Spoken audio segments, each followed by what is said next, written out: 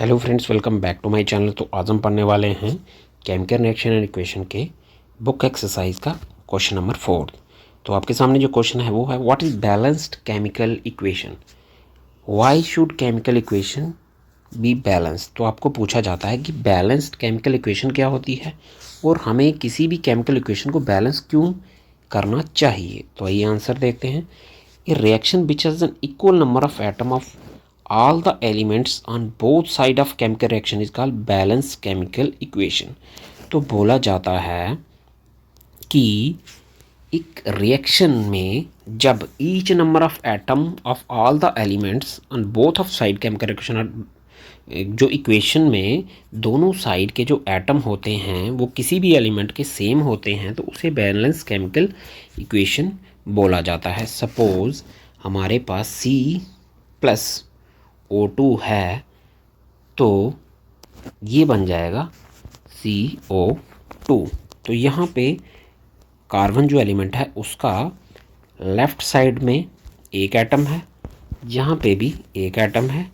O2 आपका जो है उसका लेफ़्ट साइड पे 2 एटम है, इस साइड भी 2 एटम है। तो ये क्या बन जाती है, एक बैलेंस्ड केमिकल इक्वेशन। ठीक है, आगे बोला जाता है the law of conservation of mass states that mass can neither be created nor destroyed. ठीक है, ये जो है केमिकल इक्वेशन जो है बैलेंस होती है वो ये law of conservation of mass के अकॉर्डिंग हमें उसे क्या करना पड़ता है, बैलेंस करके रखना पड़ता है। बिकॉज इस लॉ के अकॉर्डिंग ये बोला जाता है कि मास कभी ख़त्म नहीं होता, वो डिस्ट्रॉय नहीं होता, वो क्या होता है एक स्टेट से दूसरी स्टेट में कन्वर्ट हो जाता है। Hence in a chemical reaction the total mass of reactants should be equal to the total mass of the product.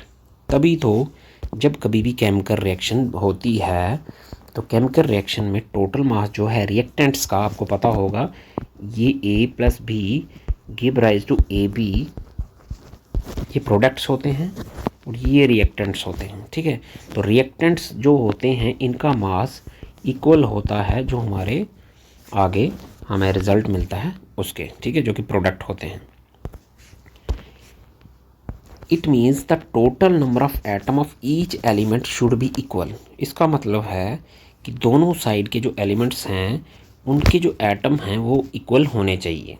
ठीक है, hence it is for this reason that chemical reaction should be balance. तो यही वजह है जिसकी वजह से हमें किसी भी केमिकल रिएक्शन को, इक्वेशन को बैलेंस करना चाहिए।